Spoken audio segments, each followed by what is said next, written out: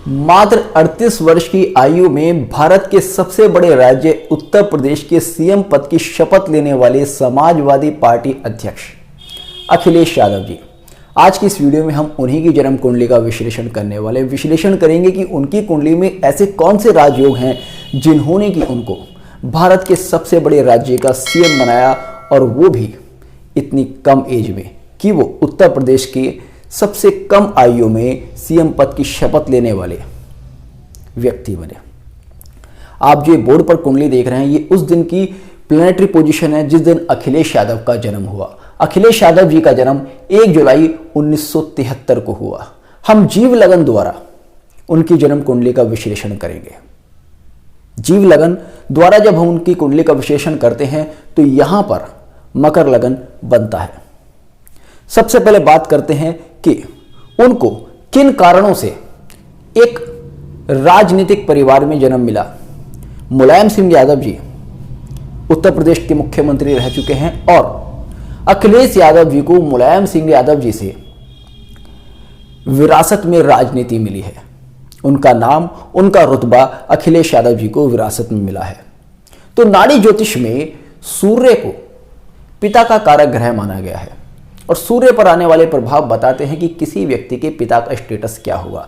आप देखेंगे इस कुंडली में सूर्य मिथुन राशि में बैठा है और सूर्य के साथ जो ग्रह बैठे हैं, अगर आप उनका विश्लेषण करते हैं तो पता चलता है कि पिता का स्टेटस कितना हाई है।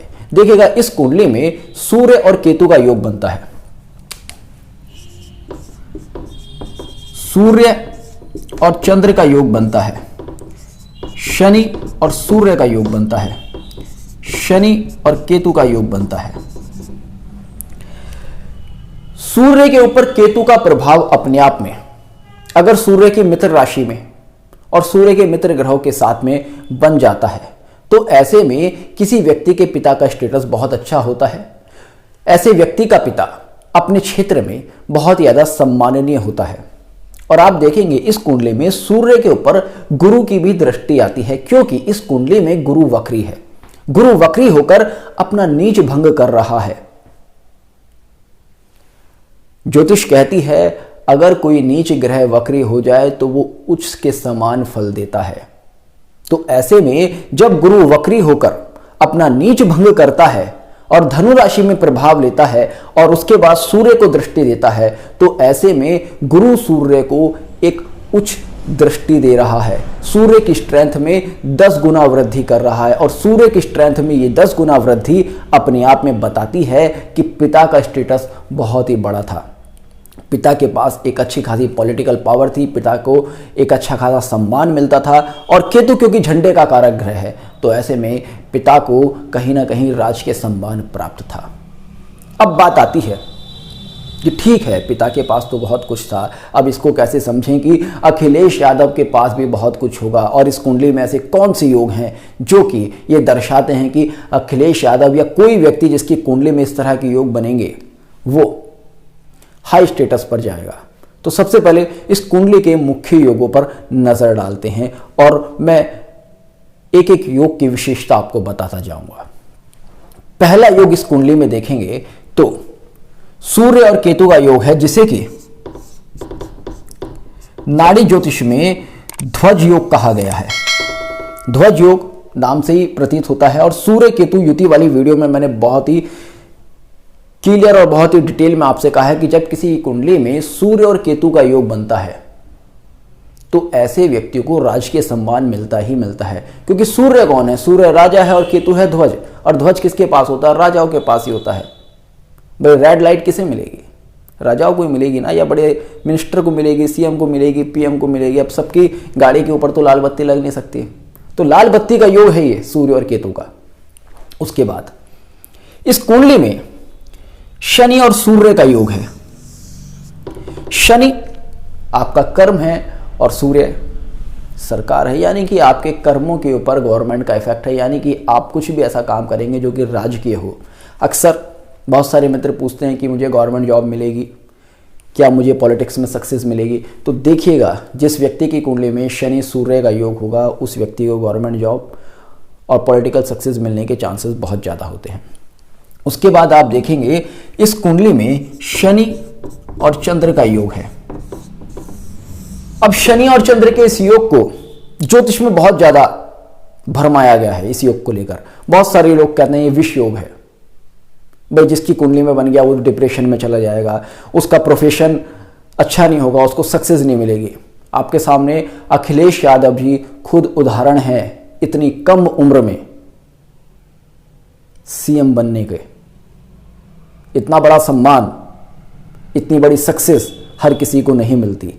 तो जब किसी कुंडली में शनि के ऊपर सूर्य और चंद्र जैसे रॉयल प्लैनेट्स का इफेक्ट आता है तो ऐसा व्यक्ति अपने जीवन में बहुत ज्यादा सक्सेस प्राप्त करता है। मैंने शनि और चंद्र की युति वाली वीडियो आपके साथ शेयर की है अर्धनारीश्वर योग के नाम से।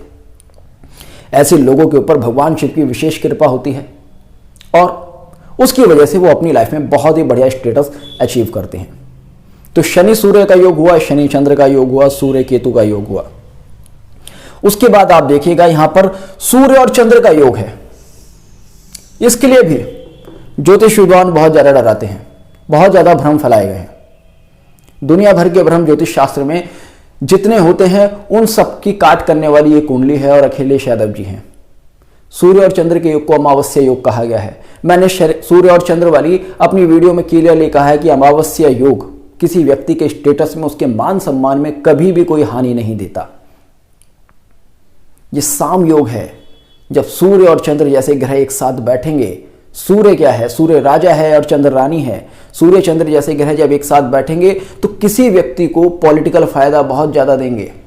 राजा को रूल करने के लिए कौन चाहिए? प्रजा चाहिए। और सूर्य के साथ चंद्र बैठा है तो यानी कि आपके साथ प्रजा है। आपको राज के सम्मान तब तक मिल ही नहीं सकता जब तक कि प्रजा आपके सपोर्ट में ना हो। वो ठीक है, आप एक IAS PCS लेवल के ऑफिसर हो तो कोई फर्क नहीं पड़ता कि आपके पास पब्लिक सपोर्ट है या नहीं है। बट अगर आपको पॉलिटिकल पर्सन बनना है, पॉलिटिकल पर्सनालिटी बनना है और सीएम जैसे पद पर जाना है, सीएम जैसे पद पर तो छोड़ो, अगर गांव का प्रधान भी बनना है तो आपके चंद्र का स्ट्रांग होना बहुत ज़्यादा ज़रूरी है। चंद्र जो कि प्रजा को, पब्लिक को शो करता है, यानी कि पब्लिक का सपोर्ट आपके पास होना बहुत ज़्यादा ज़रूरी है। तो आप देखेंगे यहाँ पर अमावस्या योग बन रहा है, जिसे कि हम नाड़ी ज्योतिष वाले साम योग कहते हैं, जिसकी बहुत डिटेल में विवेचना मैंने अपने चैनल पर की ही है। तो वो भी इनकी सक्सेस में 4 चांद लगाता है। उसके बाद और योग देखिएगा, इस कुंडली में चंद्र और केतु का योग भी है, जिसे कि ग्रहण योग कहा जाता है।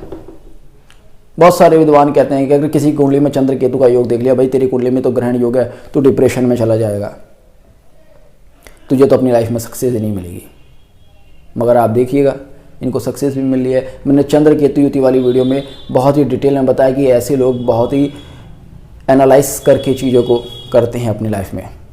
वो एक अलग बात होती कि आप कभी सक्सेस होते हैं, कभी सक्सेस नहीं होते। तो चंद्र केतु का योग भी इस कुंडली में बनता है। और टोटल अगर आप योग देखेंगे इस कुंडली में तो टोटल योग बनता है शनि, सूर्य, चंद्र और केतु।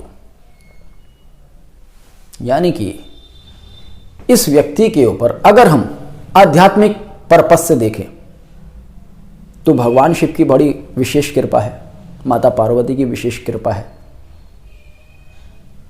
और इस योग पर क्योंकि गुरु धनु राशि से वक्री होकर अपनी उच्च के समान दृष्टि देता है तो इस पूरे योग की पावर को 10 गुना बढ़ा देता है। और जब किसी योग की, ऐसे राज के योग की 10 गुना पावर बढ़ती है तो कोई व्यक्ति, कोई भी हो, वो एक अच्छा खासा स्टेटस अपनी लाइफ में प्राप्त करता ही है।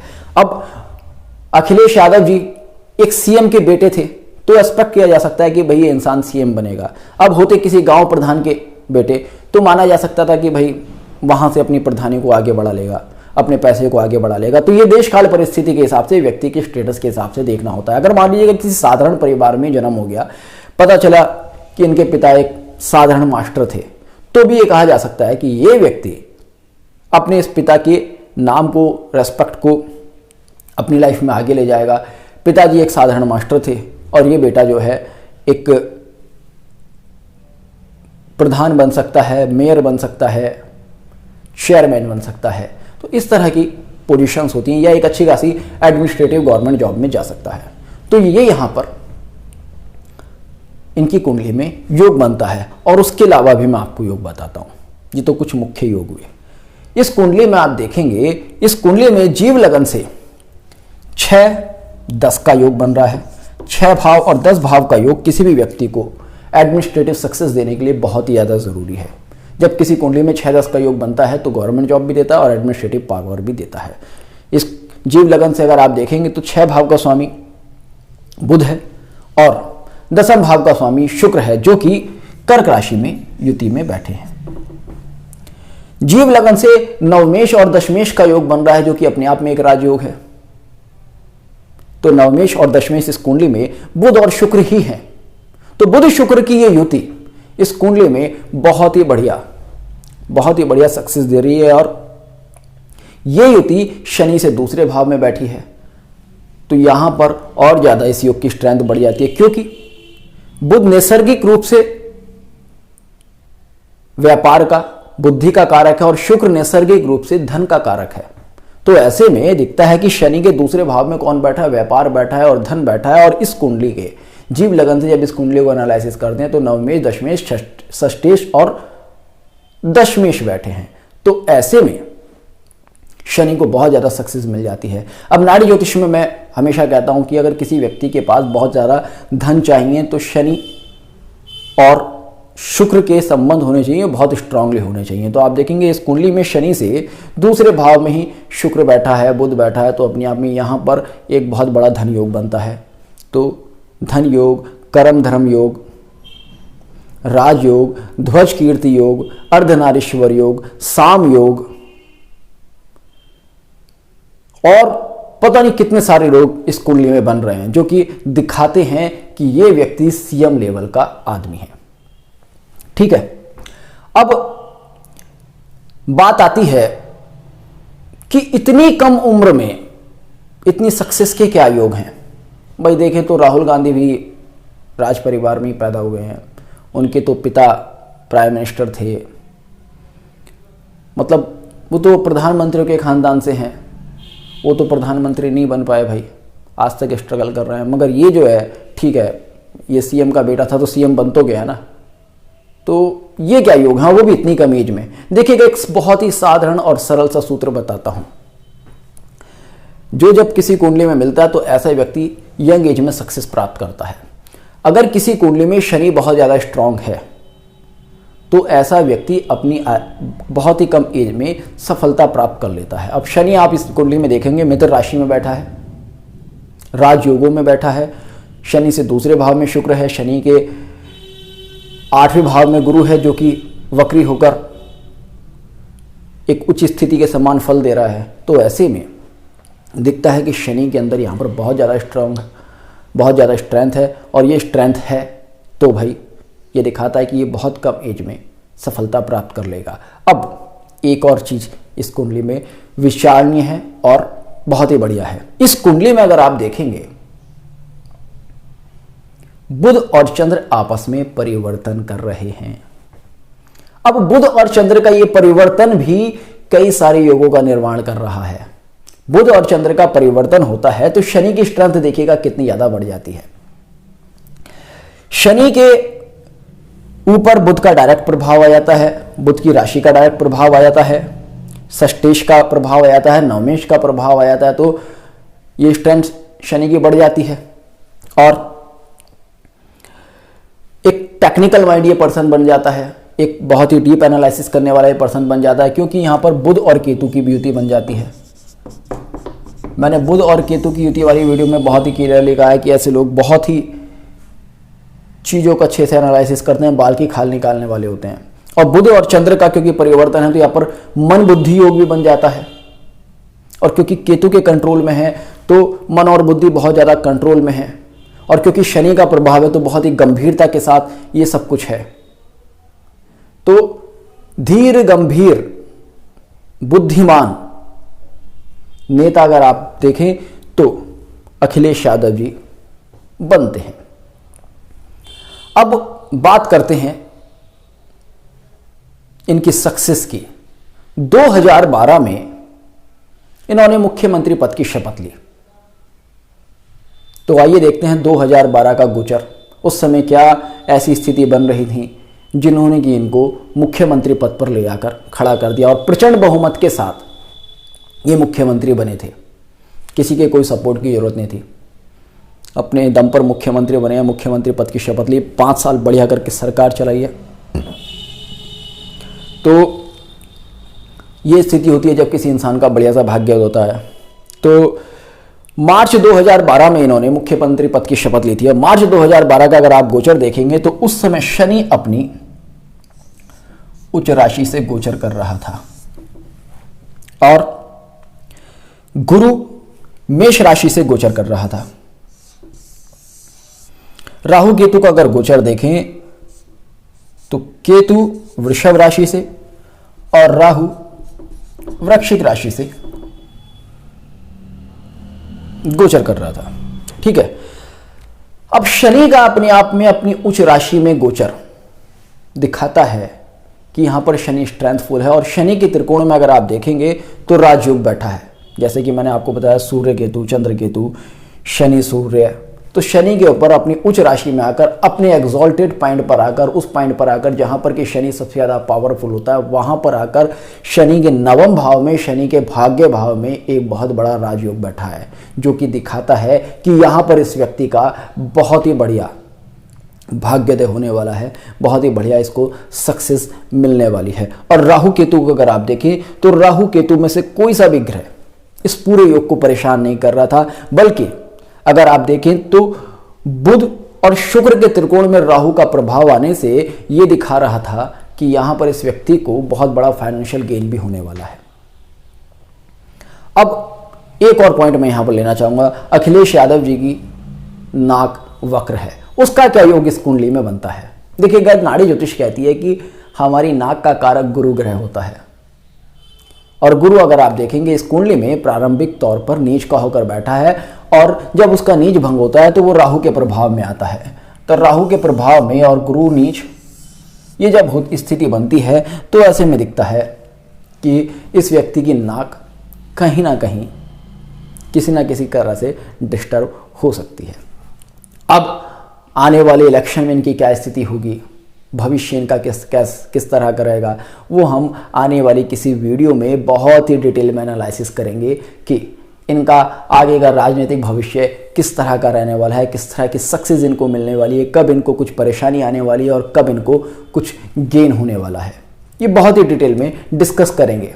एक और पॉइंट मेरे माइंड में आ रहा है, वो भी मैं आपको यहां पर बताता चलता हूं। मैंने अनिल अंबानी की कुंडली में भी इस पॉइंट को लिया था।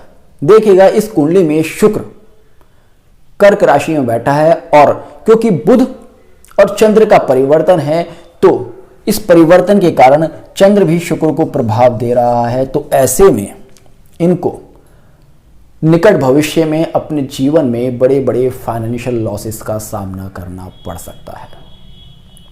हालांकि राजयोग है, इतने बड़े बड़े राजयोग होते हैं तो भाई लोग मेंटेन कर लेते हैं, इन लोगों के लिए कोई बड़ी बात होती नहीं है, लोन लेना, देना, उतारना, मगर जो योग है वो मैं आपको बता रहा हूं।